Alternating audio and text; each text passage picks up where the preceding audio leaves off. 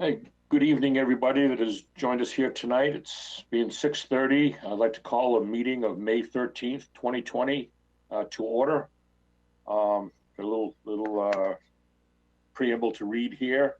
In response to the COVID-19 coronavirus and in accordance with recommendations by state and federal health officials limiting public gatherings, the public is encouraged to temporarily access public meetings remotely.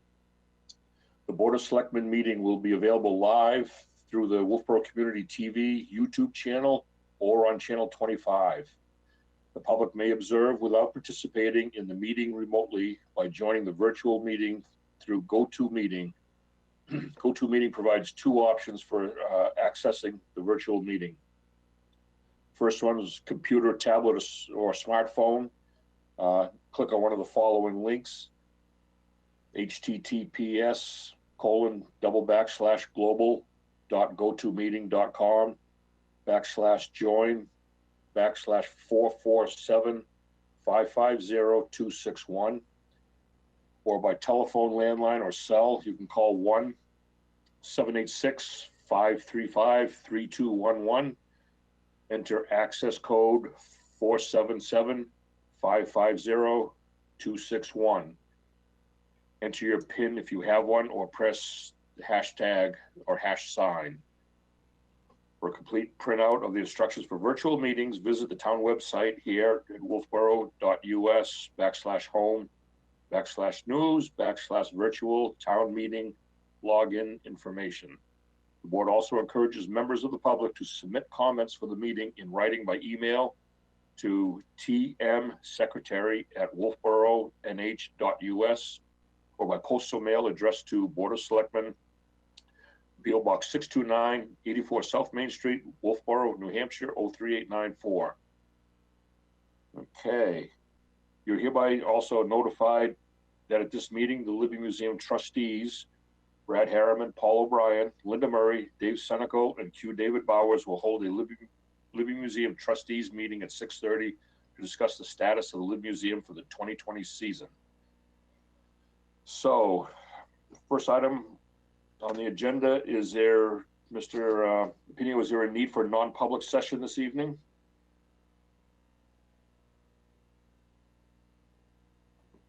Mr. Chairman, there is not. No, okay, that sounds good. Consideration of minutes. We don't have any in front of us tonight to access. And next on the agenda will be public input, limited to 3 minutes per person, not to exceed 15 minutes. Do we have anybody wishing to make any public input? I guess maybe this is the time that I could speak. Yes. And this is about the Libby Museum, but it's about the construction project. Would that be appropriate? I guess the question I have, will we be accepting input from the public during the discussion of the Libby Museum this evening, Mr. Pino? Is that going to be our choice to whether we allow it or not? It's not a public hearing, so I think this is basically a discussion of the trustees. So I think that probably it's most appropriate for that topic to be covered in the public input section. Okay. Brad, before we get going, weren't we supposed to tell people that we were here so they know that we're here and in a room by ourselves? Oh, correct. That was, yeah, we had a little different preamble here that I read that I hadn't seen before. So yeah, if I go back up just a minute, Maggie, and do that roll call for our attendance and announce whether we're in a room by ourselves. So Linda Murray, I'll start with you. Yes, I'm here and in a room by myself, except for my cat, who may show up. Paul O'Brien. I'm here by myself without a cat. Dave Senecal. Yeah, I'm here, but you might hear a dog run by once in a while. Dave Bowers.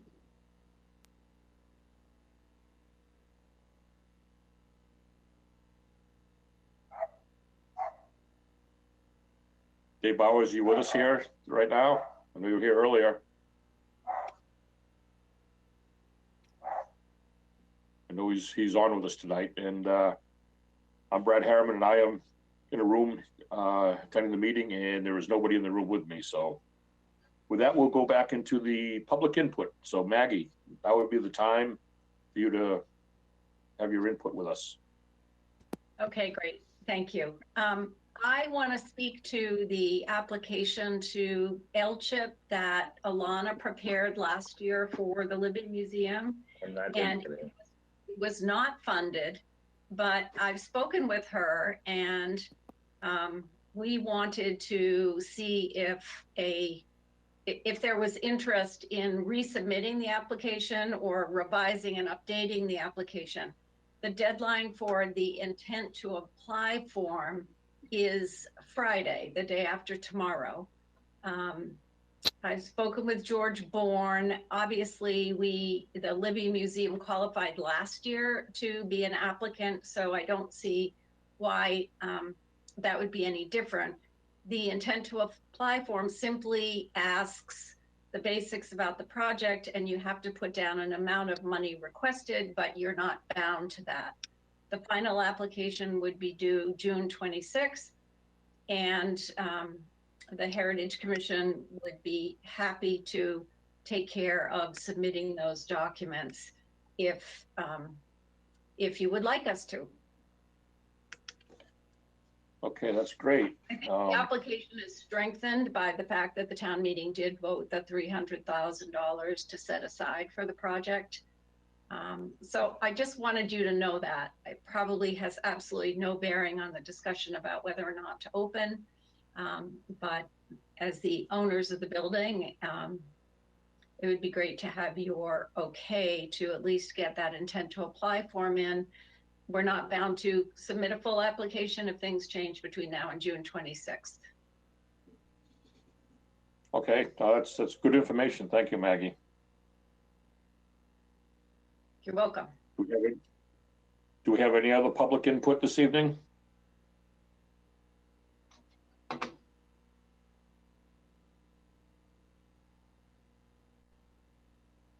Suzanne, did you have anything for us, or?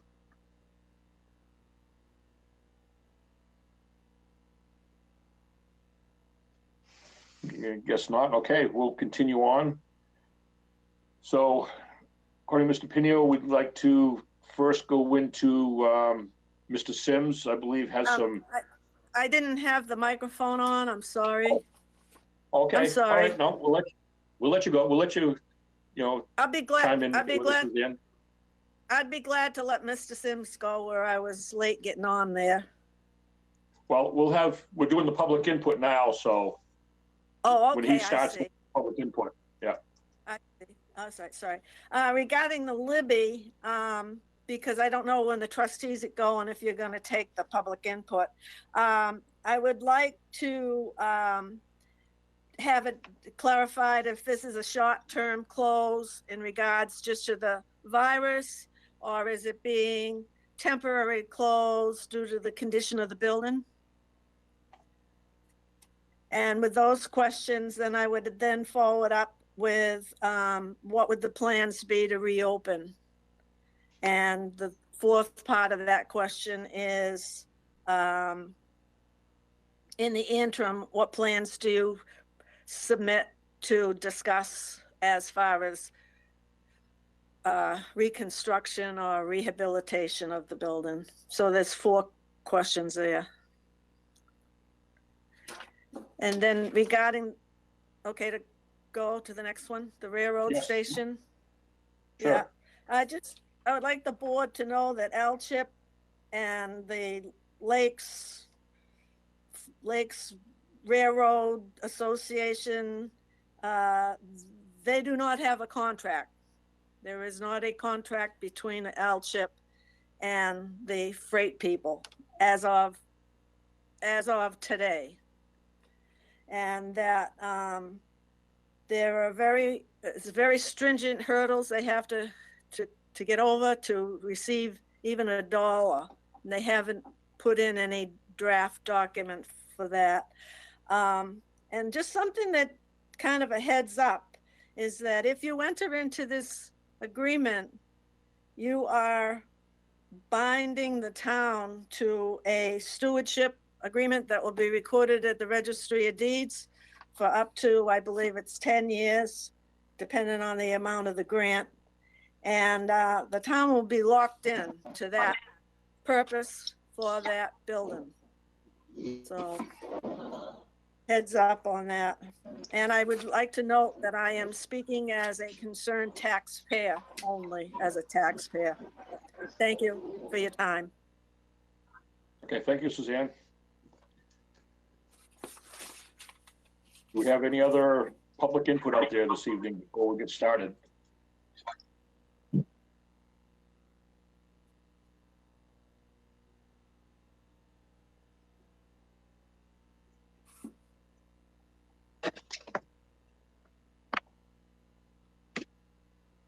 Carrie, are you trying to communicate something with us? I'm not hearing anything, but No. okay, thank you.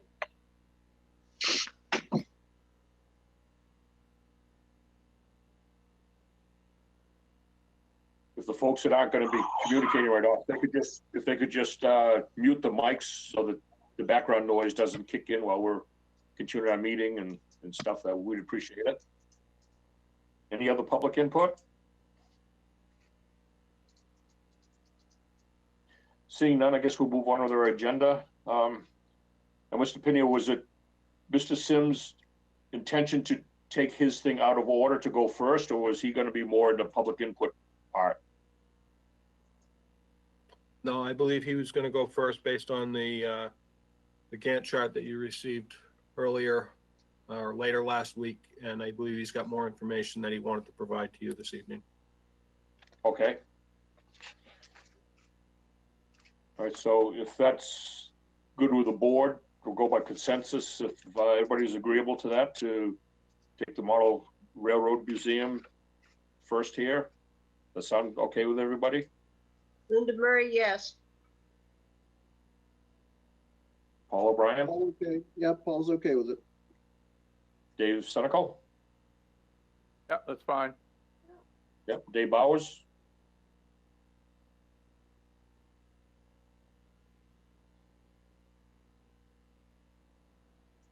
Dave, are you on with us tonight still?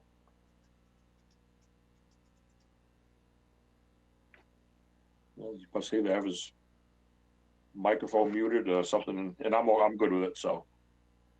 Okay, Mr. Sims, you are up. Are you waiting? Were you Yep, waiting? you're for on me? now. Yes. I apologize. I had my microphone disabled and I had to close out and re-enable it, and I apologize for that. So I didn't hear the last 5 minutes. Yep, you're good timing. We're just getting ready to start with you, so you're on. Okay. Do you have any specific questions that I can address?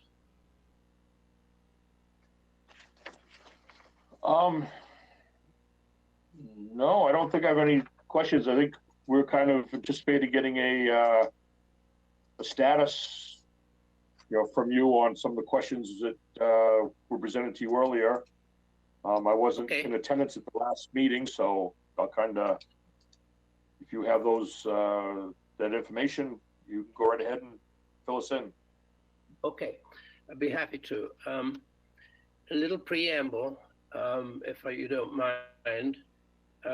We began in late 2016 with an idea of a museum in the freight shed. We brought it to the town, and the town said, that's a great idea, but we want nothing to do with it. We don't want to own another museum. And so they said, but you go and run with it, see what you can do with it. So we put together the program, we put together the ideas, we talked to Elgin, we worked with Maggie in the early stages. We have been running with this as a museum program, museum managed, museum conceived. We have not been interacting with the town except where we needed authorizations, which we obtained at the time that we needed them. And now we have organized the Elgin support we have the warrant article support, the capital reserve support, and we have the private funders support. And so now it is time for us to come to the town as an independent activity and say, now we need your approval to proceed through the normal planning processes, as if we were maybe an extension of the Boat Museum or any other private activity. We happen to be doing it in a town-owned building, and so now it is time for the town to approve the project as we have conceived it. So we've created everything necessary to make it go ahead. We've obtained the approvals when we needed to, and the steps now are to get the ZBA approval, get the planning board approval, and once that's done and it's going through the building permit process, we'll send the final documents to LCHIP. They will review them. They'll submit them to the Department of Historical Resources in Concord. And once that approval is all obtained, then we're off and running. I know that we have a draft lease in the town manager's hands, and I'm hoping that we can schedule a negotiation on that before the June 1st ZBA meeting. If not, then as long as we have an agreement in principle, that'll be good.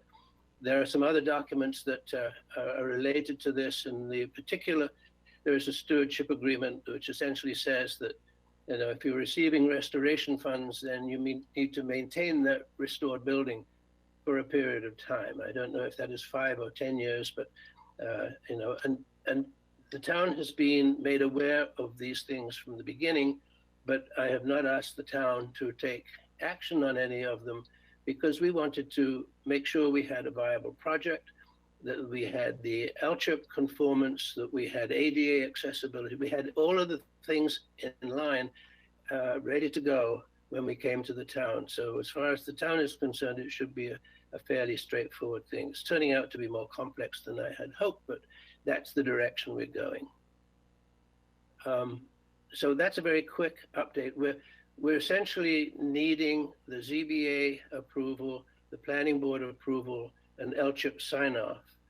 And then I think that with the building permit, we're running. Any questions? I guess I have maybe one question or more of a comment on the LCHIP part of it. The way I understand this, even though you folks are doing all the application and all that, get all the information to them, ultimately, isn't the agreement between LCHIP and the town of Wolfeboro? No, it is between the museum and LCHIP. So if, for example, so the grant money will come to the museum. The town is not part of the LCHIP funding activity, the museum, the restoration activity. This is a project that's been developed by the museum in conjunction with LCHIP. The money will come to the museum. It'll be held in the museum's bank account and dispersed by the museum. The one guarantee that is important is that the town will consent to maintain the restored freight shed as it is at the end of the restoration for a period of time. And LCHIP will require an annual report showing that there have been no major changes to that. And that is routine for all of these sorts of restoration projects that LCHIP funds. And some of these stewardship agreements are very straightforward. Some of them for land will go on in perpetuity, but for these buildings, they are restricted. So in return for receiving the $130,000, we need to maintain the restored building as it is for the next 10 years. So that's really the primary obligation on the town. If the, another question that came up was, what if the project fails? What if it sort of runs into insuperable ledge in the middle or something of that nature? The museum is the responsible party to LCHIP, not the town. The town's obligation, financial obligation, is the $95,000 in the capital reserve. The museum is responsible for anything else above and beyond. And if the whole project were to collapse and the museum were to liquidate, then Elchip will recover what it can from the museum, but the town, as far as I understand it, has absolutely no risk. Maybe Maggie could add something to that with your experience of Elchip activities. Well, I'm not sure that that's entirely true, that the town has no risk. And because they are the ultimate owners of the building, I think before a contract is signed, the town would do well to ask Elchip that very question and get your own answer.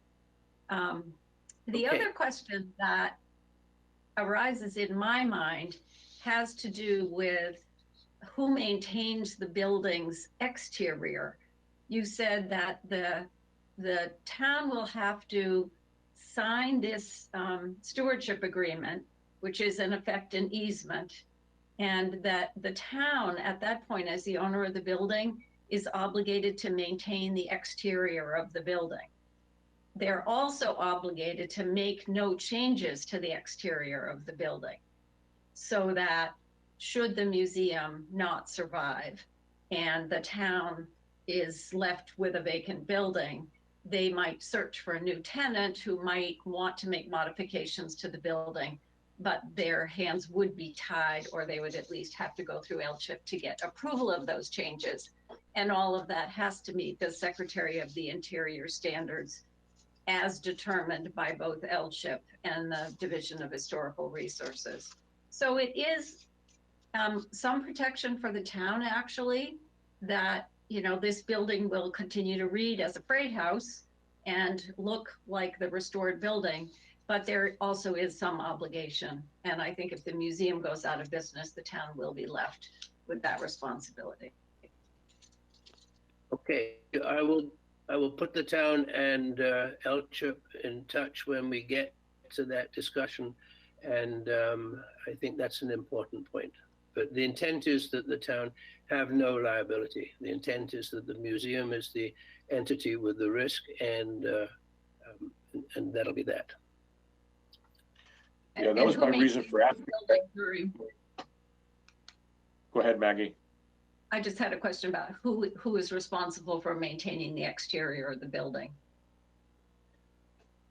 I believe that's something that would have to be developed with a lease between the Railroad Museum and the town of Wolfeboro.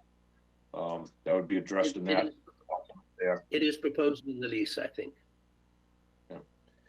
And that was the reason for my asking that question originally, John and Maggie, because I was involved with a Elchip grant for Covered Bridge in Ospey when I was working there, and I had to do the stewardship, agreement. Had to do the annual reports for that, and all the criteria we had to meet at all times. And it was at that junction there, it was a town responsibility. So that's kind of what triggered my question about that. So, Brad? Right. Does any other board members have any questions? Linda? I do. Yeah. We asked John to send us the documents. I have just, I think it was Tuesday or Monday, seen the stewardship agreement. Myself, Jim Pinio, and Dave Senecal are to sit down with the museum, and we have a bunch of things in wording we're still going to have to work out. We're going to need an operating agreement on this project. And my understanding was that we were going to meet as a foursome. Maybe John's going to bring somebody out and iron out and get those agreements up. I did a quick draft that I sent in to Jim, and we just need to get this all pulled together as he goes through the planning process. I've seen the stewardship agreement. I've seen the reports. He's given us copies of the reports that need to go in yearly. We're going to have to decide who does that, and take a look at the documents that John just provided for us. So the four of us have some work to do. Okay, thank you. Anybody else have any comments or questions? Mr. Chairman? Yes, Paul.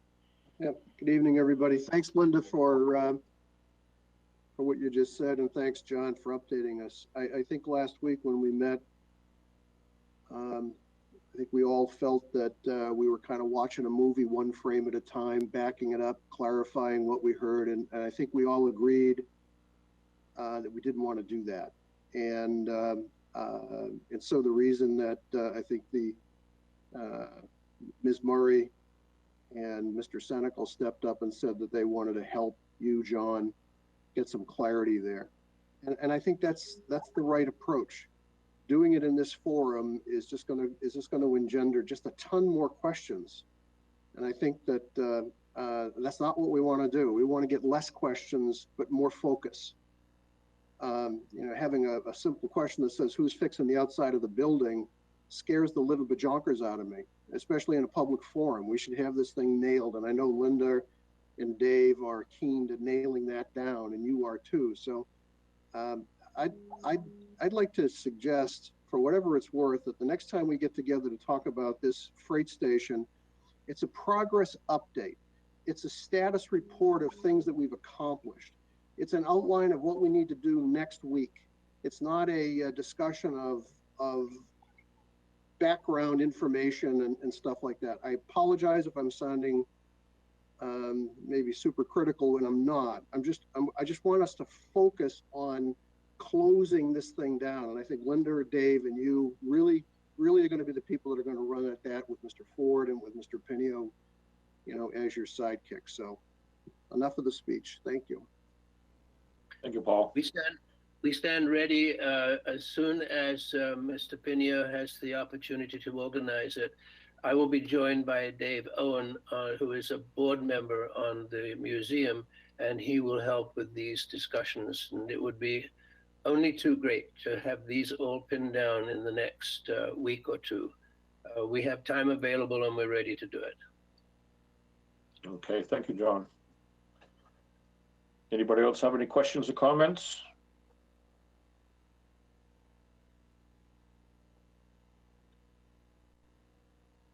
I don't hear any. So are you all good on what the next steps and stuff should be, John, and to move forward with this? We're waiting to hear from the town manager to give us a time. Okay. I would assume he would probably be in touch with you later on this week at some point or shortly to get those kind of details worked out and move forward with that. As soon as we can. Thank you. Yes, Mr. Chairman, I have got a couple of questions that are in front of legal counsel at this point. Before I move forward in scheduling the meeting with Mr. Sims, Mr. Owen, and the town, I need to have those items answered by legal counsel, and then we'll schedule the meeting. Okay, well, sounds good. All right, if we're all good with that, we will move on to the Libby Museum Trustees meeting. So that being said, we will be meeting as the trustees of Libby Museum to discuss, let's see how many items we got here.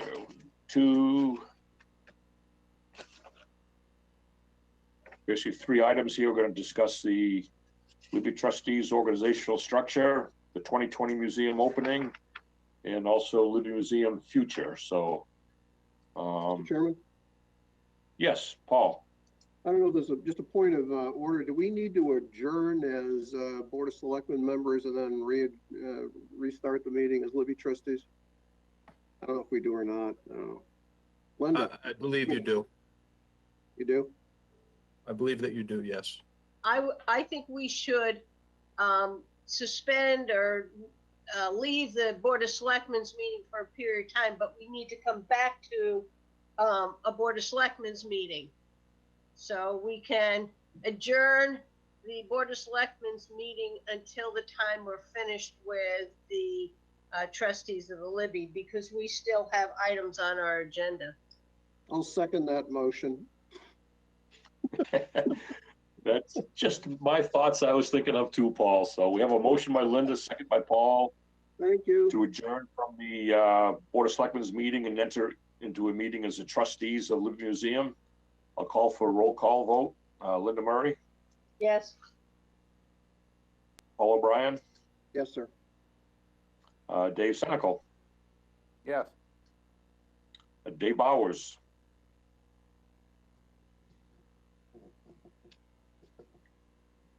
Dave, you still with us here? We're not hearing anything. And Brad Harriman votes yes, so Mr. I'm Bowers, assuming this just was nod still- your head yes, and I'll acknowledge that you nodded your head yes. Now he took his headphones off. Never mind. Keep going. Yeah, same thing. I saw him say yes, so. okay. All right, so the way I understand it, we'll still be staying on this GoToMeeting platform. Is that correct? So people can listen and stuff with this part of the meeting? Yeah. Okay.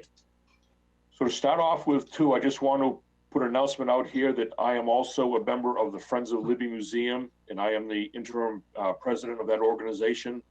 I just want to put that out into the public so everybody knows position that I sit in there too. So that being said, Mr. Pena, were you going to walk us through some of these things, or how did we want to approach this? I can do that, Mr. Chairman. So as you guys probably know much better than I do, it's been some time since the Libby trustees have had an opportunity to meet. It was noted over the past year with all the activities which have occurred around the Libby Museum that we really need to have a meeting of the trustees of the Libby Museum and get some direction moving forward as to what we're going to do with the proposed construction projects. With that said, I think the first order of business is probably to have a discussion about the organizational structure of the trustees so that we can have a chair of the meeting to be able to move forward. As you said, Mr. Chairman, you're the president of the Friends of the Libby. You are also the chairman of the Board of Selectmen. So, you know, it could be a little conflicted for you to fill that third role as chairman as well, just as a thought. So I'm not sure if you want to go into an organizational structure similar to what you have for the Board of Selectmen or not. I guess that's for discussion with the board. I did not see anything in any of the documents that I have about an organizational structure. Yeah, I think personally I would agree with that, and because of that fact that you brought up, and I mentioned also earlier, I would feel better if somebody else from our Board of Selectmen would take the chairmanship of the trustees here. I think it would be cleaner and better for, you know, the whole town if it happened that way. Any other input? I'm not sure that I see a conflict, Mr. Chairman. My other colleagues can weigh in, but the fact that you're leading the organization that's fundraising for the museum, I'm not sure there's a conflict there. Well, there's not a financial conflict, which is usually what we deal with a conflict of interest. But there could be, to some people, an appearance of a conflict of interest. And I think that's really up to Brad on how comfortable he is with being in that position where some people may or may not. You know, I just don't know how people would feel about that. Yeah, okay. And that's, go ahead. No, I accept Linda's input. If you're uncomfortable, that's you know, in the olden days, that's called Thessalonians 22. If there's an appearance of a conflict, then there's a conflict. And that's kind of where I was coming from. It's more the perception of what some of the public would appear that, you know, sitting in all these different roles. So I just think it'd be cleaner, and it would just make it better. You know, take that part of the equation, you know, out of the equation. So, okay. So I guess I would entertain a nomination for chairman of the trustees of Libby Museum. Well, if nobody else wants to do it, I'll step up from vice chairman of this board to the chairman of the Libby, unless Linda or Dave Senecal or Dave Bowers wants to step in. I don't care. I would agree with you, Paul. I was going to say the vice chairman, and I don't think we need to get, I think all we need is a chairman of the Libby. I don't think we need a vice chair and everything. I think you just move Paul up and be the chairman. I'm very comfortable with that. Are you gonna second that, or am I? Well, I would, let me just say, I would do that under the auspices that next year, if we have a change in the chairmanship of the Board of Selectmen, we just go through the same process again and take that person as chair of the Libby. So if that's okay. It seems to make sense. Okay. Yep. So I'll nominate Paul as chairman of the trustees of the Libby Museum. I'll second that. Okay, we have a motion by Linda and a second by Dave Senecal to nominate Paul O'Brien as chairman of the trustees of Libby Museum. I'll have a roll call vote. Linda Murray, Yes. Paul O'Brien, Yes. Dave Senecal, Yes. Dave Bowers.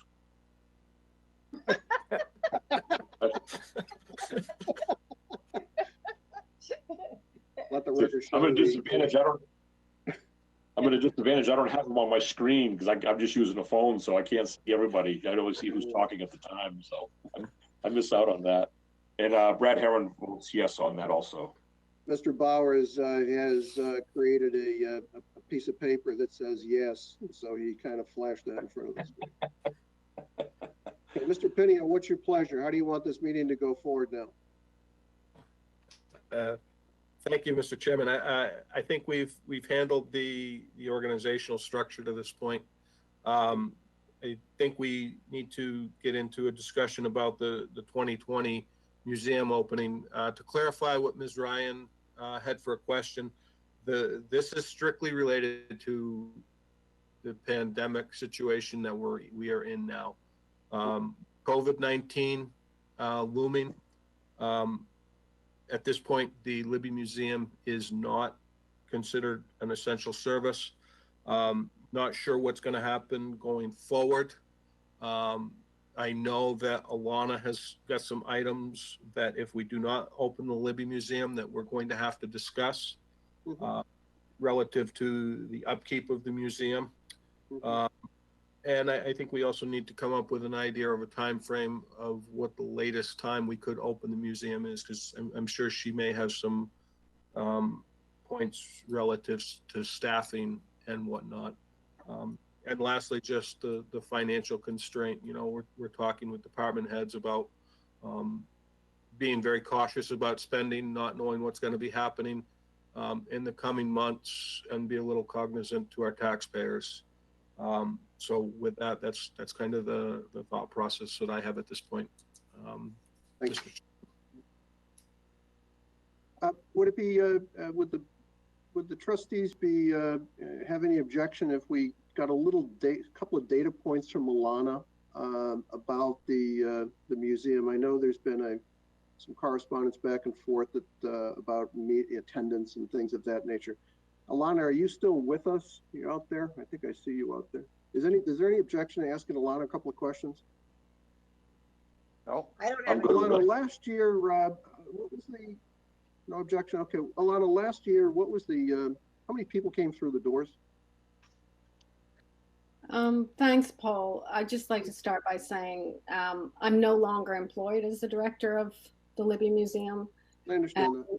So I will speak only as a member of the general public. The files have been handed to the town, and to be honest, I haven't looked at the data recently. I don't have all that information off the top of my head. Okay, thanks a lot. You know, what I was trying to get at is, you know, how many people were, you know, go through, and are they a student population? So given that Alana has passed the information to the town, thank you, Alana. We'll move forward. All of that has been given. The question on the table is. Sorry, Paul. All of that was given in the town report in January. Thank you. I appreciate that, Alana, very much. So Jim, your recommendation is not opening the Libby until the town has an idea of what the revenues from taxation look like. That's the discussion point that's on the table. Yeah, I think that would be at the earliest, Paul. So in speaking with the tax collector, she's estimating the tax bills to go out on approximately June 5th. 30 days from that point, she should have a pretty good idea of what the revenues look like from the tax bills. So maybe the question for our colleagues here is that something to think about, or should we table the question as to whether the Libby should not open during the summer season period? Can I make a couple of comments, Mr. Chairman? Go ahead. Okay, couple of different things to keep in mind here. One is every year after the museum is shut down for the winter, when it does, when Alana or whoever's, the crew goes back in there to kind of open up and see how things, fared for the winter. We've always had some mold issues. There's a lot of cleaning needs to be done, stuff like that.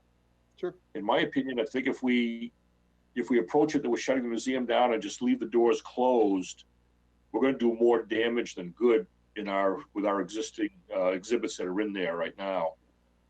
I think we need to, employ some staff to go in there and, open things up, see how things are doing, get some air circulating in there like they would normally during a normal year of opening up. And then secondly, I just want to put the opinion out that, I know attendance has been growing, every year and stuff like that, which is great, to see the museum, become more popular. But at the same time, I honestly don't know as if we get huge crowds in there all at once, it wouldn't be manageable to a staff of even just 2 people in there to be able to control or make comments about social distancing and stuff like that. Sure. I don't see that as a type of draw where you're going to get 50 or 60 people in there all at once, and it would cause an issue with the social distancing with the COVID-19 out there. Sure. I think with the staff there, the way it's centralized, the whole thing's wide open and they're easy to see everybody all at the same time. I think it'd be very easy to control how people are moving around. The museum, we could actually even have a directional type thing, some arrows taped on the floor to have people move in the same direction around inside. So I think it'd be very easy to do that. So those are kind of my opinions anyway, to start off the conversation. Yep, Linda? Yeah, I guess my feeling is that I take a date like July 15th, if the governor opens up, and take a look at what it would cost us and take to open up that museum. You think about these kids, they haven't been in school. They haven't really been able to go many places at all. And here we have a museum in town. It is one that I believe we can have good air circulation in. And I think it's conducive to being able to set a pattern in which people can go through the museum. So I think there's a part of me that says that the town and the children and the people of the town would like to have something like that open if we could, but we have to weigh out the cost, starting it in July, and we're going to need more hand sanitizers. What will be the cost for us to open it up? Do we have to put some kind of protective glass for the people that are getting the ticket, handing out, taking money? So there are some costs that we will have to absorb. So I'd like to do some kind of analysis. But my gut feeling is if we can open it the 15th and have it for the community, I would kind of like to head in that direction. Mr. Senecal. I know that there has been some ongoing repairs up there at the museum. Are those repairs complete at this time? Do you know, Jim? So the floor stabilization has been completed. That was the big one. Yep. The I'm not sure relative to the measurements which were taken, the laser measurements, whether those turnbuckles were actually adjusted or not after those readings. That I'm not sure of, but the floor was absolutely stabilized. Good, thank you. The other big item, it's not relative really to the Libby, but the seawall is in process of repair. Right. Okay. Thank you. Mr. Bowers, your microphone shows is on, but I don't, do you have something you can, are you there? No, we're not hearing anybody. Okay, so the conversation is moved towards, could we open it? Should we open it? If so, when? And what's going to be the costs to do it? Is that, was that what you were putting on the table, Linda? Mm-hmm. Okay. Jim, what's your, how do we go about figuring all that out?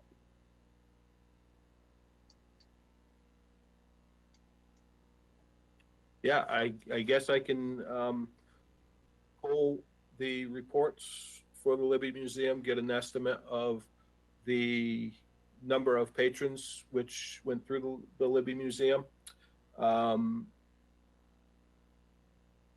figure out what we would need for hand sanitizer.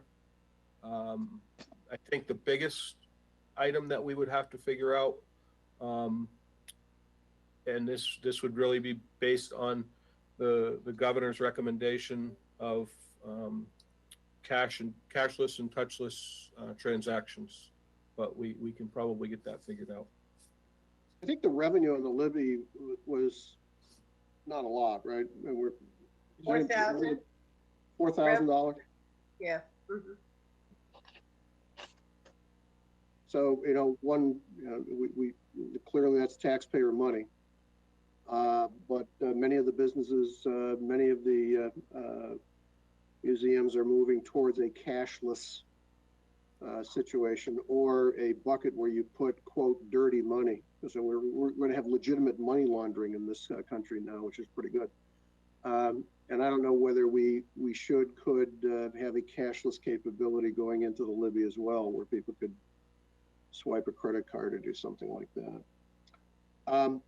Is there any concern, Jim, in your note you wrote that we may have to check because of revenues coming in? Is there any concern by the board members that that should be a gating factor, whether we have a revenue issue for the town in general? Should that be on the critical path of things for us to think about?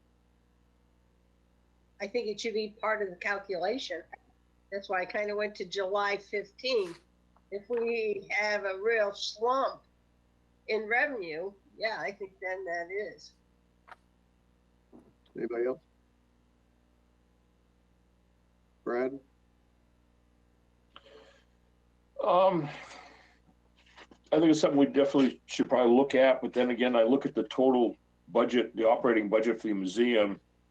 Total operating budget is $44,545, which in the scheme of a, what was it, a $28 million budget for the town of Wolfeboro, is a pretty minute number. I'm not saying, spending money is, you just spend it for the sake of spending it, but there are a lot of other places to look at, I think, to save, large amounts of money. And for, as Linda pointed out too, to have, because the kids have been out of school for what, a couple months now, and I hadn't even thought of that aspect of it. It is an opportunity for them to get out and go do something like this that I think would be great for the public. I mean, to let people come out a little, to let them come out into the public, out of the homes and get out and do some things like that is what people are going to look to do for the summer. So, I'm still in favor of opening it. Whether we delay it a little bit or whatever, I still want to see us open it. And another thing we haven't really talked about yet is how this would affect the fundraising for the Friends of Libby moving forward for the project that we're looking to do for the museum. So whether we lose, any grants or, things with that line, could have an effect on how that all comes out. Maybe next time we meet as trustees, we'll get an update on fundraising. Mr. Senecal, what's your thoughts on should we use as a critical path item the receipt of town revenues? Well, I think we need to look at, as Alana said, it's in the, I don't have a book handy, so I can't put my hand on it, but I don't have an issue with opening the Libby. I think everything's been said about people being closed up. It's going to be easy to monitor people. The whole building is open. It's pretty easy to get to people and tell them they need to separate or whatever. So I don't have any issues as long as the floor, as Jim has said, has been stabilized. That was a big issue with me. So as long as that particular part of it's done, the rest Jim can check on and kind of tell us at some point. Okay. I'm sorry, Mr. Bowers, I'd like to be able to ask you for your input. I know that you have a passion about it, but for some reason we can't hear you tonight. My perspective is we should probably find a way to open the facility up, provided that we pass one major test, and that is that we assure ourselves as a board of trustees and as a town that we're taking reasonable precaution not to put anyone in harm. That's what it's all about. And that's a hard, some people may think that's a glib comment. That's a high standard. We really need to understand what we're going to do when someone walks through the door. And sadly, we have seen situations where people are not paying attention to the rules. So, Jim, how hard is it within the next week to 10 days or 2 weeks to come back with kind of a bill of materials as to what it's going to take to, get us to a decision point to open on 15 July or sometime during that? Is that a hard process to go through for you, given all the other fun stuff you're doing? Thank you for that ending caveat. Yes, I know. No, I think we can put something together in relatively short order to analyze what costing out of these items may be, and how we would absorb them within either the Libby's existing operating budget or other budgets within the town, but obviously we would want to stick within the Libby's budget. So I think we can put something together fairly quickly. Okay. And as it relates to the artifacts that are there now, they're covered, aren't they, Jim? To my knowledge, that is, and that would be the next point relative to this topic before we would close out that I would like to address with the trustees is, if we're going to consider a date of opening potentially July 15th, if the governor relaxes some of these orders, do we bring the staff on effective very soon to take care of the facility and get it up to speed so that it's ready for that date? So before we discuss that, for my colleagues, should we put a motion together to move towards opening the Libby, subject to Jim getting us an opening plan, or should we have more of a conversation about, let's bring the staff back and then talk about it? What's your feelings, Linda? Yeah, we've got the whole governor issue. We can take a date, and if he doesn't open it up, it's not going to be material. So it's academic, right? Caveat in it. He did put out some universal guidelines that we should make sure we follow, going back to your comment.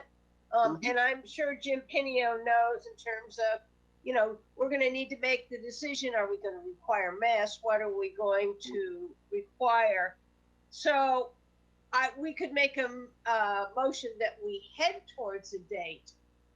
But to say for sure that's the date we're going to open, your guess is as good as mine. I'm hoping the governor gets to that point, but who knows? If it flares up again, he might not let them open. Yeah, no, I guess my question was, do we parse this conversation that says, let's all agree that we want to march towards some date with some qualifications as to, or conditions as to how it opens, and then have the conversation about should we bring the staff back, or do we want to roll all this thing together and then just do one Jagunda motion? I guess I'm probably leaning towards the latter. Jim, if we were going to open this thing, then we would, and if we're marching in that direction, it's an obvious, at least to me, that people have got to come back and take the. Is it Tyvex that's on the exhibits? I'm not sure what the actual coverings are, but they are covered. And I pointed out to earlier, and I believe Brad did, those items do require attention. So that, before we open up, they're going to have to go through those and clean those items. So yeah, at some point you're going to have. Go ahead, Dave. Go ahead. At some point, you're going to have people in there to clean, uncover. How long does that take? Does it take 2 weeks, 10 days, 3 weeks? If you're thinking about opening on the 15th, you can't wait till the 15th and take 2 weeks to clean everything, and now you're into August. So that doesn't make any sense. It would make more sense to have somebody come in now, clean the place up, because it probably should be anyway. I agree. Uncover the different pieces and get the place cleaned up and ready. If the governor relaxes stuff, we're ready to go. We haven't lost anything, because the building should be maintained. Sure. Whether we open it or not, all the different exhibits in there should be maintained. They shouldn't be just left there. Somebody needs to go in and take care of that stuff. So unless I'm hearing differently, I think there's a consensus here that says, let's get the team, whomever that is, back into the building and start getting the place, get the space conditioned for an opening. If it doesn't open, we've probably done the right thing to the artifacts anyways by cleaning them up and cleaning up the building. So to me, it's kind of a, let's just do it. Is there anybody, Linda, Brad, anybody that thinks that's a bad idea? I just want to know, we should think about when we want to bring them in. Bringing them in now and cleaning it and then not having anybody in it for X number of weeks, I'd be more saying, well, let's wait until around the 15th of June, go in and clean the place up, and then move forward if we're heading for a July 15th date. If we're thinking we might open it earlier than that, then I think that then we need to bring them in earlier. But it doesn't make sense to clean it and then just let it sit there.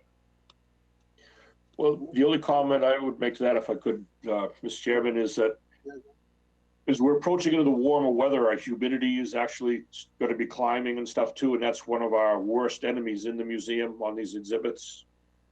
My opinion would be to go in sooner rather than later to get them uncovered, get the air moving around, get them cleaned up, deal with any mold issues that we have in there.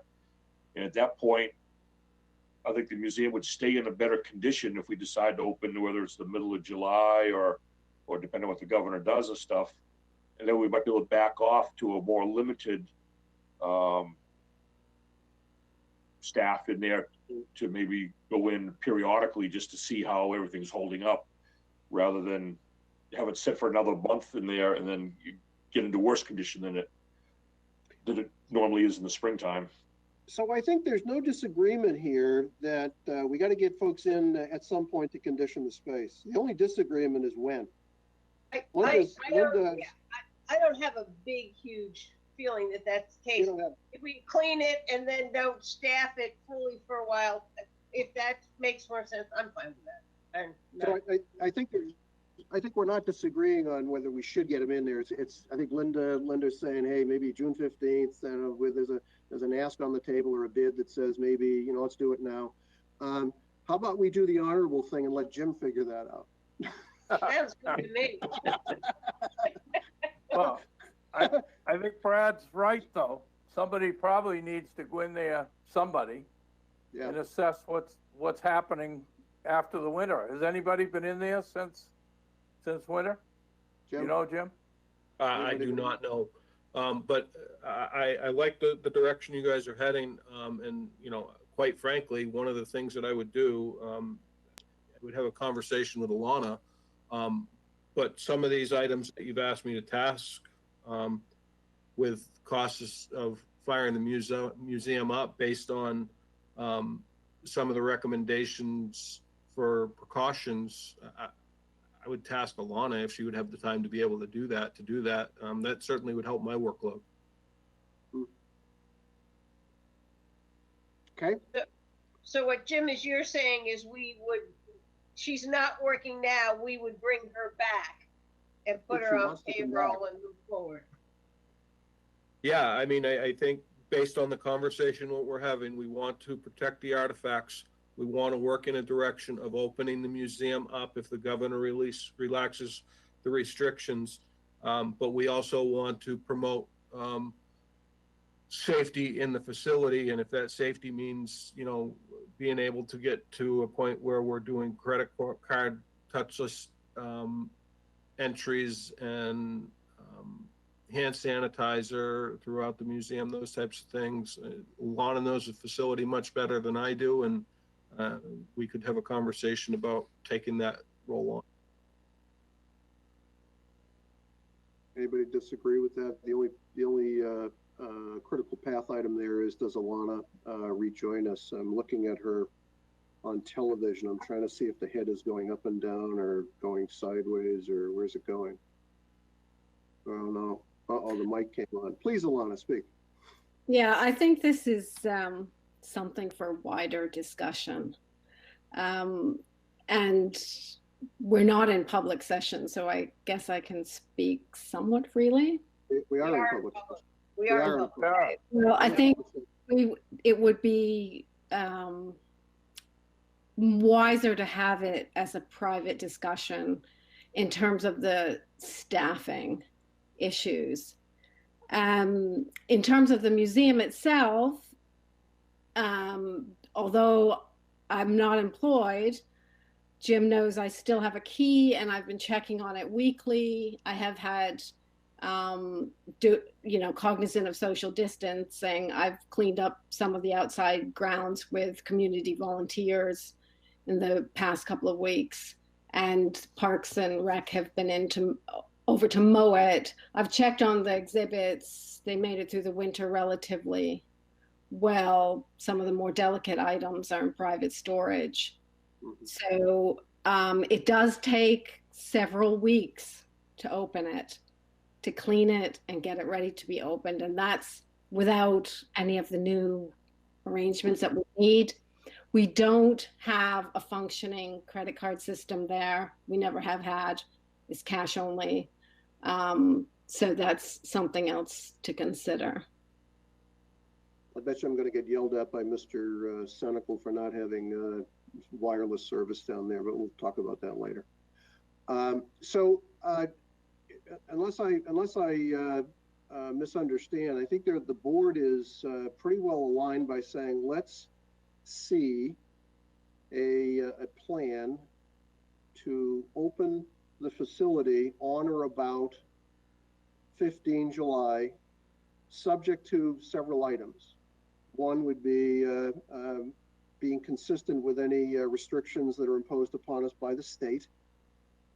Second, ensuring that we can condition the space so that we are exercising reasonable precautions for the members of the people who are going to be on town payroll, as well as the public who are going to visit. And third, to make sure that we have the adequate staff and resources to pull it off. And right now, we don't know the answers to all three of those. But I think, unless I missed the point, I think I heard the board say those are the three big conditions that we'd like Jim to come back and help us with. Did I miss that, or does somebody want to say that's a motion? So moved. Second. Second. All right, moved and second by Mr. Senical. Any further discussion? Mr. Bowers left his chair. Get your sign ready, Mr. Bowers. I'm going to do a roll call vote. Linda Murray, Yes.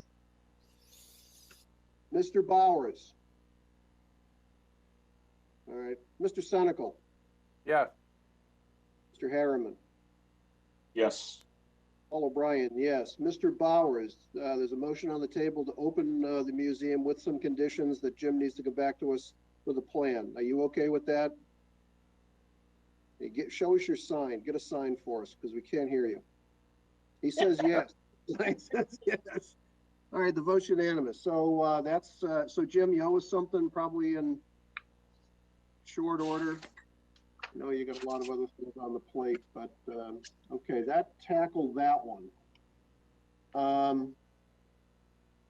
The museum future, is this time to talk about museum future as well? Yeah, Mr. Chairman. So as you're aware, warrant Article 12 of 2020, the voters raised a sum of $300,000 to put into a capital reserve fund for the purposes of renovating, expanding, and repairing the Libby Museum. There was a lot of discussion what we need to do, what direction we should be heading, and a lot of that conversation circled around to we need to meet as the trustees of Libby to figure out exactly what that direction is. So I know this isn't something that we're going to solve and come to a consensus this evening, but I think we've at least got to initiate the conversation.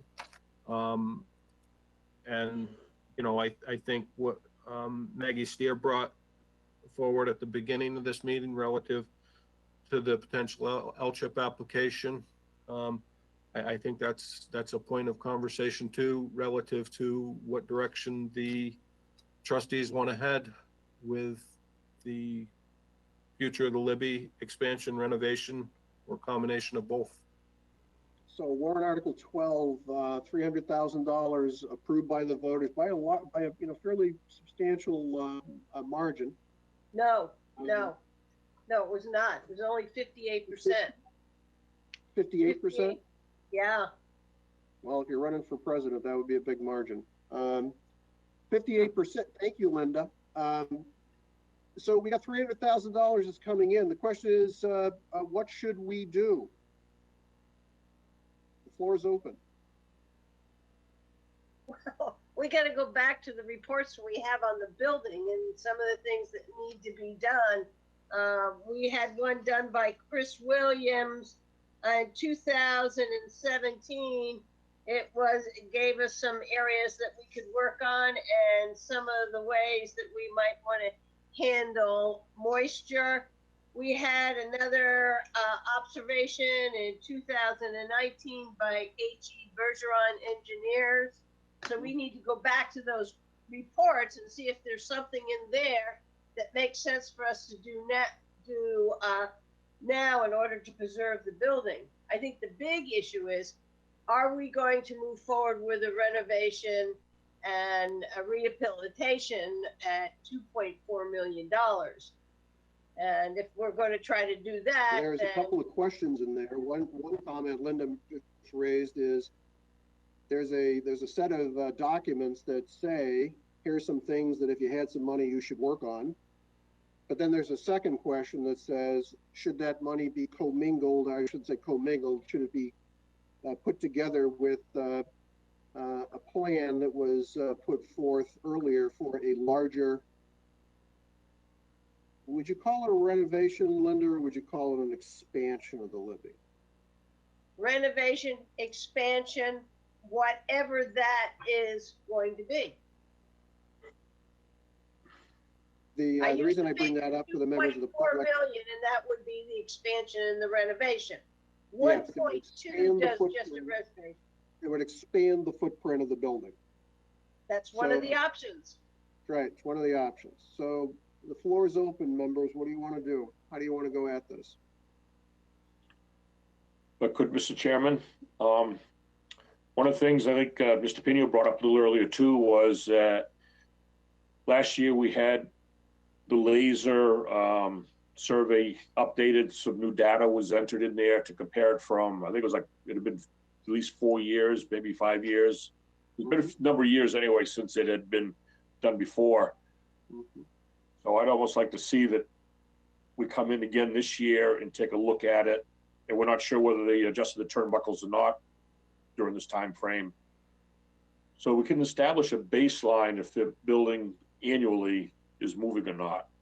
And that would kind of tell us if we need to spend some money in the support of that, the turnbuckle system, or come up with another plan to stabilize the walls and stuff in there. So I think that's one of the areas, in my opinion, we need to take a look at. Sounds like the floor system has been taken care of. I would put that in a category of fix it. I'd put that in a fix it category. And just permit me to do that for a minute. It may be the wrong category, but permit me to do it because I think we have two big questions. Mr. Senecal, anything from you on this one? Well, I agree with Brad. I'd like to see if the building is starting to turn again, one way or the other. They did do a lot of support work underneath, but if the foundation in the front, which is pretty visible that it's crumbling, then we need to end up jacking the whole building up, restabilizing the whole thing. I don't have those reports, so I'm not going to make a decision one way or the other. But in order to continue and get better exhibits into the museum, and again, it's been shown to us that a lot of the exhibits that Mr. Libby, Dr. Libby put in there, they're pretty well, they've run their course. They're pretty bad condition. Now, in order to bring some more exhibits in, which we have a couple of them that are willing to come in, we need to put an addition on, condition the museum year-round, heating and air conditioning, in order to have a more qualified or quality museum. So if people are willing to start putting money away, then I think we ought to look at that. But I think we also need to look at the reports again. And I think, like Brad said, find out if the turnbuckles were changed, do the laser. We have a baseline for that, so that should be done again to see if the building is still moving. That's, at least from my perspective, that's what I'd be looking at first. And then decide what parts of the building absolutely have to be fixed, such as underneath. And we did some work to the floor structure. I don't believe it's all been done, but certainly in areas where a lot of the weight has been. Anybody else? So if I hear things correctly, there is a assess and fix now, have a conversation about expanding, but after we have the assess and fix now bill of materials in hand, did I hear that correctly? Yeah, that's kind of what I'm looking towards. I think that if we have the funding, we certainly have two things. We have H.E. Bergeron and we have Alba. Yeah. And also Chris Williams, some information from him. The latest one was Bergeron and then the architects, right, Brad? Right. Yes, Alba Architects. Alba, yeah. But I'm more interested in, is the building still moving? That's what I'm interested in first, and then decide which direction. I mean, I think personally, we need to look at getting that building so it's structurally sound, and then looking at the additions and conditioning the museum year-round. And if people don't want it, then we hear from them. But as you said, Linda, 58%, it's it's enough to allow us to put $300,000 away at this point. Right. Yeah, and I guess I guess I look at this economy and what would be needed to be raised by the taxpayers is 1.2 million, which seems like a large sum of money. Yet I'm intrigued, you know, if we got, I think it would make sense to try to get the LCHIP grant and try to move on in that way. But I just don't think the economy is now in a good shape to get it to go forward with a 2.4 and a 1.2 impact to the tax rate. That's where I am. I think if Maggie and her group, the Heritage Commission, wants to apply to the LCHIP program on our behalf, I think we ought to let them go do it. I just think it's one of the steps that's going to have to be done at some point. Yeah, and maybe that's a next discussion. But I hear us saying fix now, make sure the building isn't moving, and tackle the bigger question at a later time. And Linda has punctuated that by saying, oh, by the way, you know, we do have an economic situation, and I'll try to punctuate it by saying, and we really, if you remember our discussion, I was kind of being a meanie by saying I think we need to have a business plan as to how you run a museum if you're going to run a $2.5 million museum. So that would be a later. So right now it's a fix now. Jim, what's the again, given all the other stuff you're working on, what's the degree of difficulty of assembling, maybe with the help of your team, a bill of materials that says, if you want to fix now, here are the things you want to go after?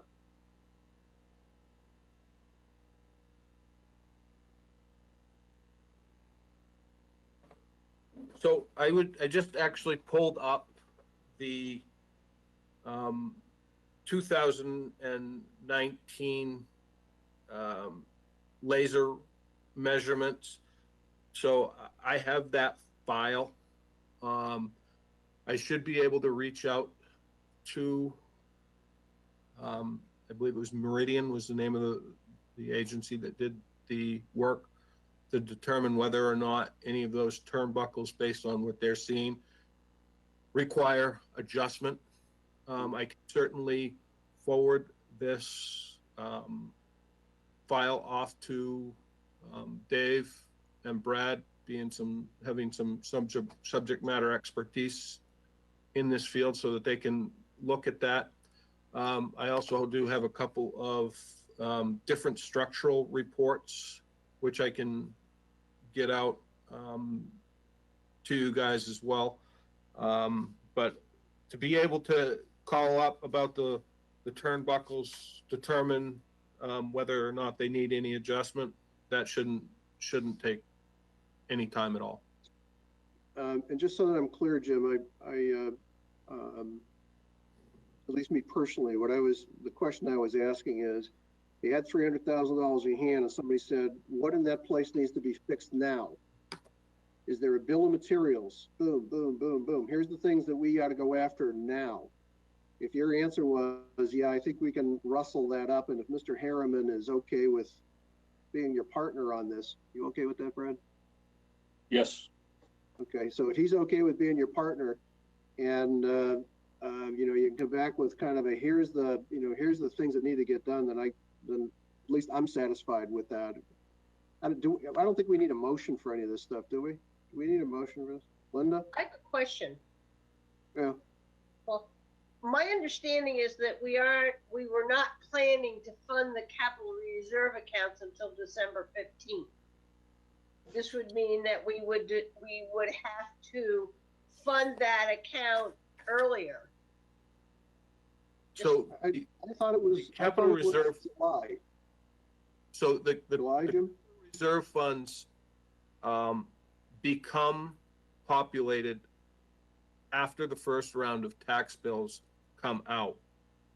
However, working with the trustees of trust funds, they're going to have to get the fund established and all of that stuff. So that's going to take a little bit of time. we do have until December 15th to populate the capital reserve funds, but by statute, that's when they have to be done, is by that date. I thought I read something, Jim, correct me if I'm wrong, please, that we would populate these things in July. The existing ones, it's simply a transfer, and we would do that in the middle of July. But there are two, I believe there were 2 or 3 capital reserve funds that were created, and we've simply got to get the trustees of the trust funds to get those created. And I don't know, I don't know what that process takes. Okay, so we got to go figure that out. So there's no disagreement, I think. There's no disagreement here that we need to get a bill of materials of things that need to be fixed. What we need to figure out is when are we going to get the money so that we can start throwing hammers and nails at the fix? Is that, yeah? Okay. All right. So there's no disagreement that we need the bill of materials. We just got to figure out when we're going to be able to actually start the work. Okay. Do we need a motion for any of this stuff? Well, I guess I would like a little bit of clarity because I am a little bit confused. So if I'm understanding this correctly, trustees want us to go forward in looking at using this $300,000 to fix the existing structure as it sits now and not necessarily tackle the expansion. I don't know where you want to go with that. Board members.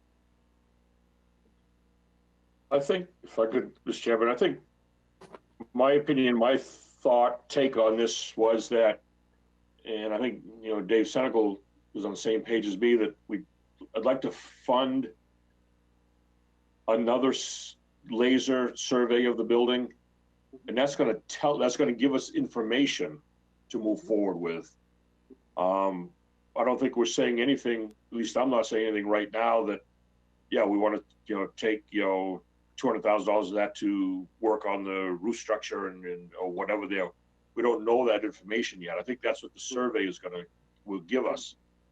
And as Dave said too, I think you made a good point too about that foundation. I think we should probably take another look at the foundation, see if anything else shifted over the winter, if there's some other spots in there that have leaned or is crumbling, and some of our joists aren't being supported anymore. I think it's more of in my opinion, we're more of a fact-finding mission right now. And then we can meet again to determine what we want to do for, if any, repairs. So if I hear you correctly, Brad, I'm just trying to simplify it. You want to fund to plan what needs to be done. Yeah. Yeah. Okay. So there's a fund the plan, then there's actually fixing something, which you're saying you don't want to do that yet. Okay, Dave, did Brad support what you were saying? Yeah, what I was saying earlier, the same as Brad is, it's not going to cost a lot of money to have Meridian or whoever it was that did the original laser stuff go back in there and tell us from the baseline, what do we have today? That's number one. What's the building doing? Is it moving or is it not? If it's not, fine. We don't need to go probably much further right now. But that's going to be a minimal amount of money to give us we have a base plan. We need to see where it's gotten. That's what I was trying to do. Thank you. I think that's the same thing that Brad was saying. So, Mr. Chairman, I just was able to get the documents. The last laser measurements were performed in August of 2019. And that contract for the laser measurements was $9,500. So. Okay. Okay. Did the building move? It looked like there was minimal movement, but I haven't dove into those plans, and it's really outside of my field of expertise. Linda? I think that I don't have any problem doing some minor repairs. I come back to the question, if we're talking about a major repair, do we do a major repair if we're going to go out and do a upgrade expansion? I don't want to, or are we saying, okay, we're going to eventually get to doing that expansion and renovation. We're not going to send it out this year. We're going to send it out 2 years from now or 3 years from now. So it makes sense for us to spend more on repairs at this time. I don't want to repair something and then pull it all out a year or two later, I guess. So if it's holding the building together while we're looking or doing the floor, it's not my area of expertise. I'll give to Brad and to Dave on that. But I don't want to spend money today that if we're going to do something else later, we rip out. That's my main issue. I don't have a disagreement with any of that. I'm just trying to get to, at least personally, in my personal opinion, I want to get to the point where we have clarity. What needs to get fixed? If we need to spend money to do more planning, I guess that's okay. But what needs to be fixed? And then we have to decide at that point that fixing some of, it's all hypothetical right now, but fixing we might have a discussion at that point that says, nah, let's not do that, because let's go back to the voters and ask them to spend another $1 million to expand. But I think at a minimum, at least my personal opinion, is we ought to know what's broken and needs to get fixed. And if we have to spend some planning dollars to do it, I guess, then we should do that. Yeah, I think I agree with all that. I was going to say, I think I agree with all that. I think, we need, as Dave said, we need to find out some of the conditions from last year to this year, stuff like that.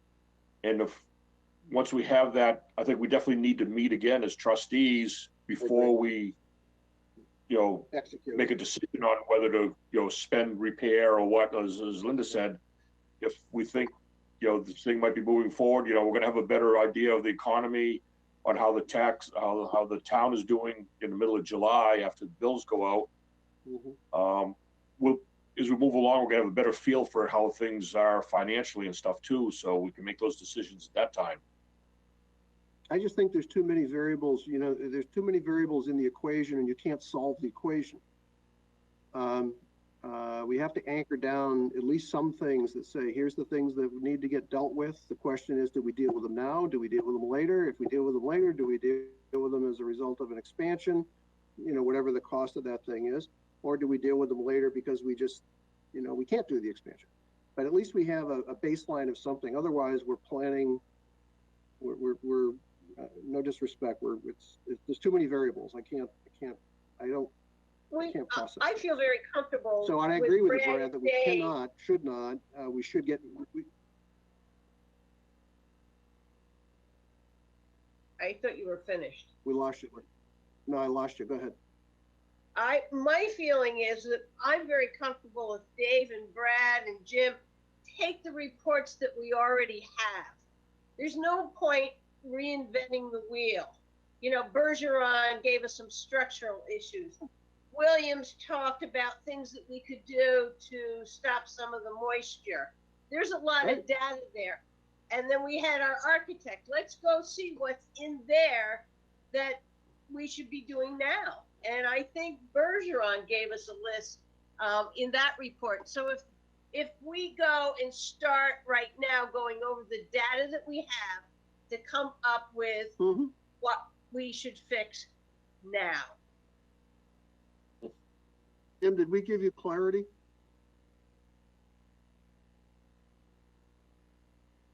Yeah, sorry, I was just looking at the Meridian report.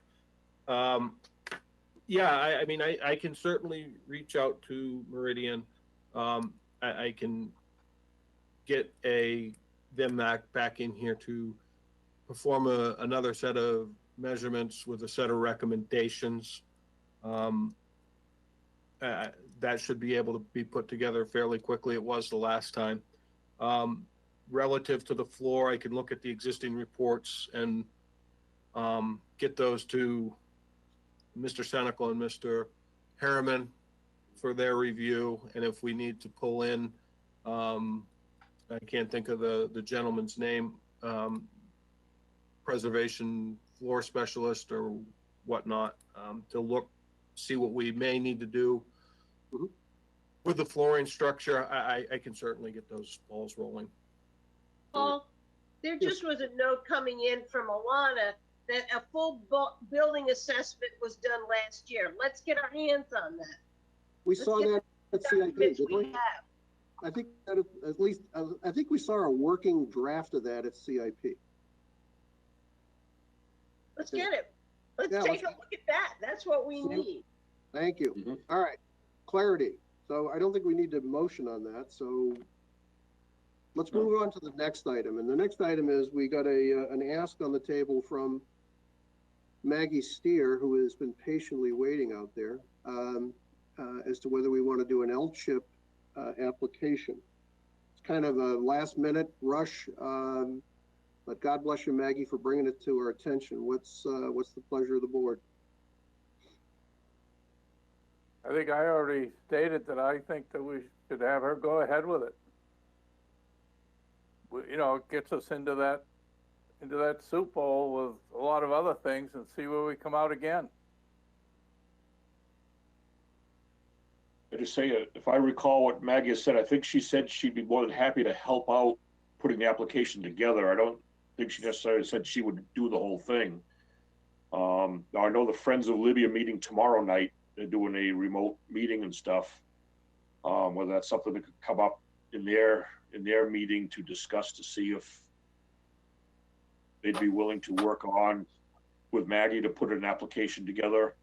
What I understood too is by Friday, I think, or this week, we just had to put in the intent to apply, and the actual application wasn't due to later on this summer. So just want to So put I that have a out there. question, and maybe Maggie can help. So you know, we've all been talking about this expansion of the Libby. If we were to do an LCHIP and then we came back a year after we got the LCHIP grant and said we're going to expand the Libby, could we do that?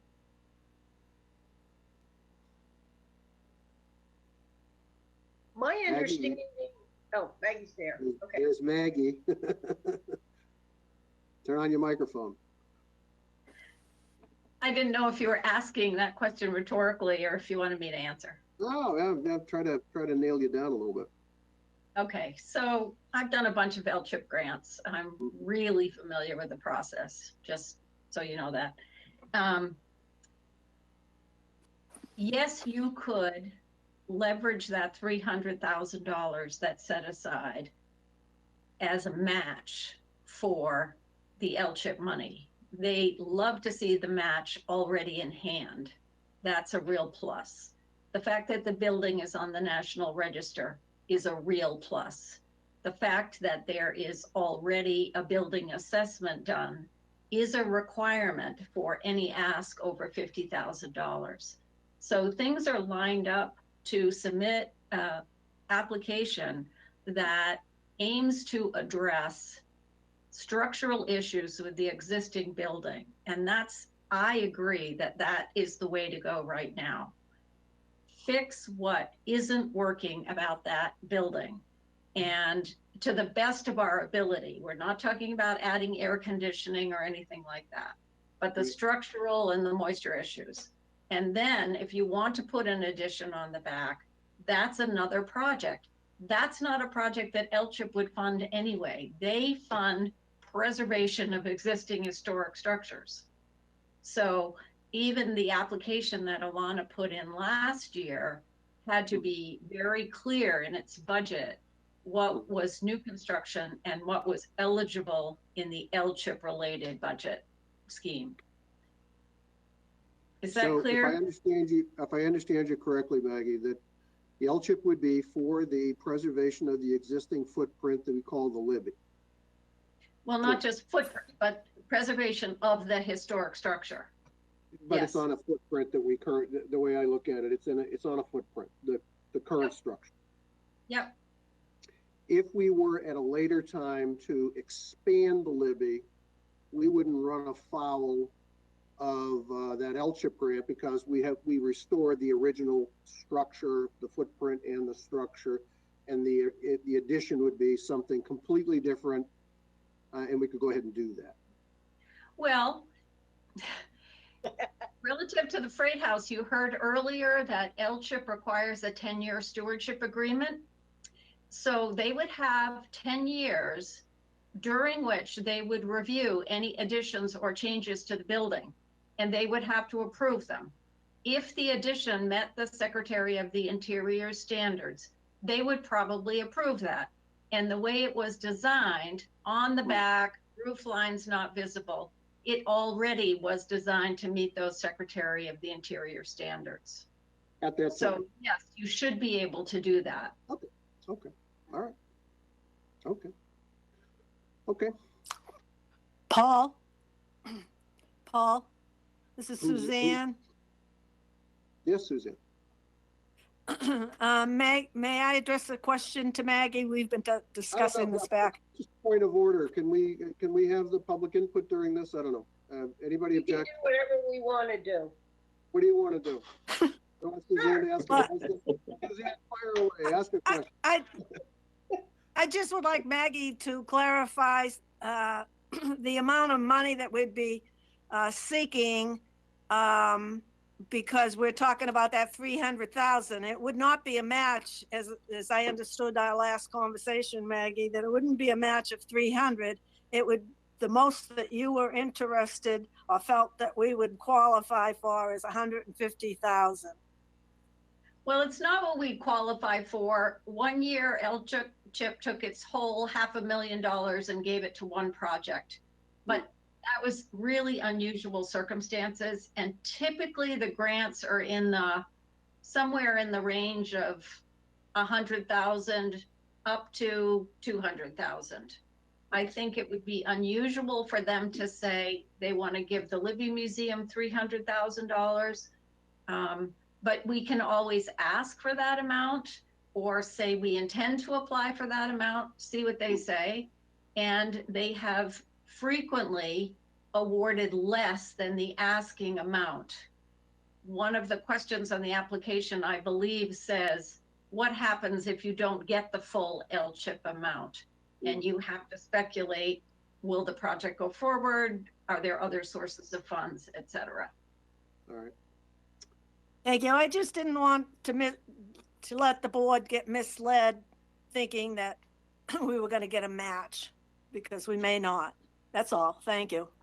Thank The you, other Suzanne. point that I think is worth your consideration is that the L-chip application is due in June. They review applications through the fall. They make their decision in December. You can't expend your L-chip money until they've actually officially given you the award and you've signed the contract.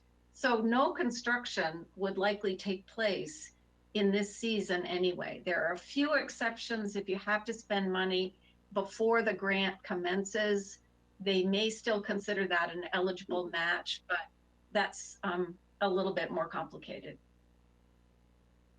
Okay. So that's the timing. So the question on the table for the trustees is, do we think it's a good idea to go forward with an intent or some type of a notification to the L-chip folks that we intend to file for a grant? Is there any other commentary before we take that forward?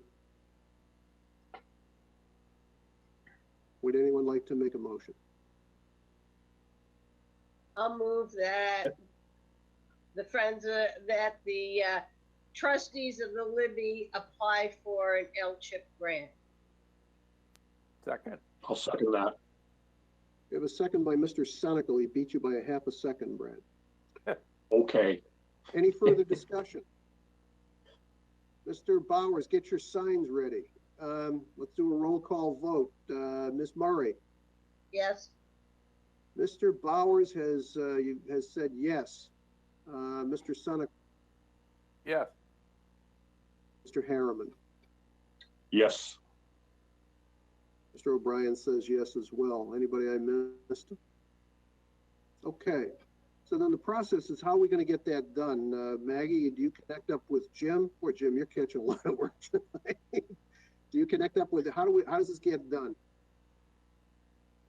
I'm happy to connect with Jim. I really need to get my hands on that assessment report that was done last year.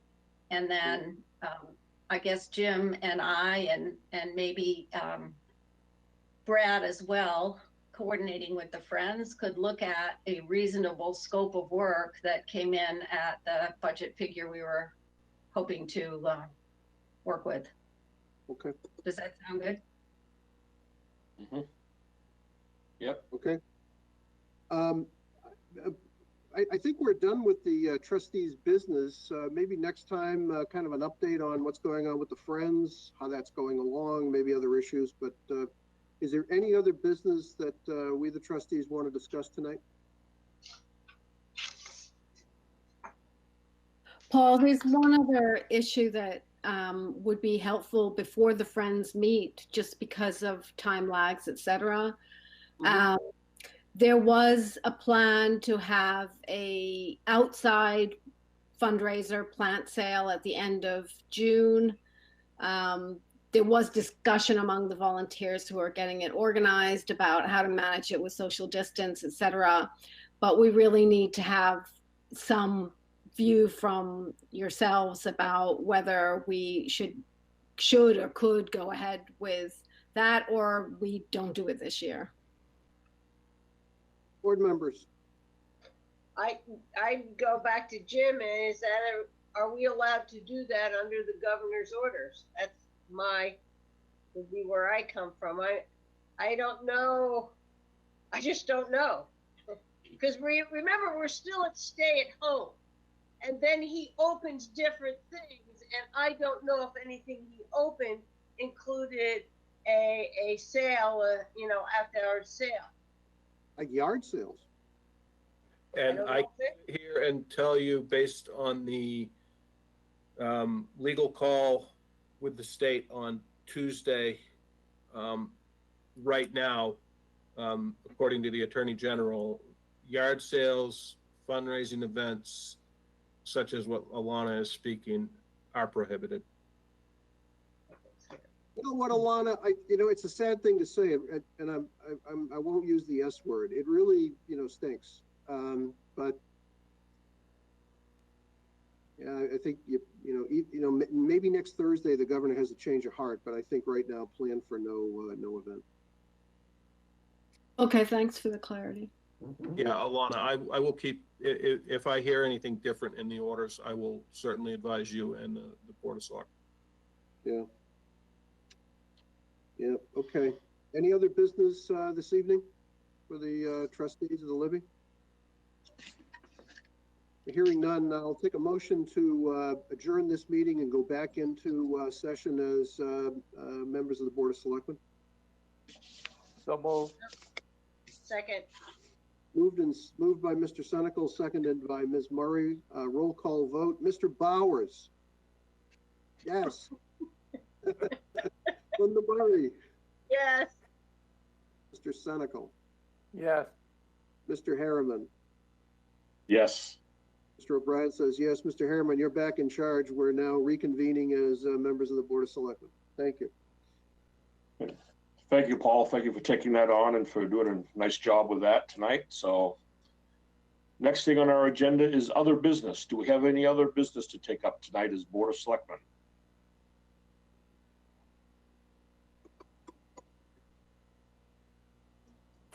Seeing none, questions from the press? Do we have Alyssa with us tonight, listening in? I didn't see her. Oh. Right? Any other press members? Boston Globe, New York Times? No? Anybody from T-Mobile out there? How about T-Mobile? Quiet. Okay, next on our agenda is the second round of public input. Do we have any other public input that folks would like to make comments on with us tonight?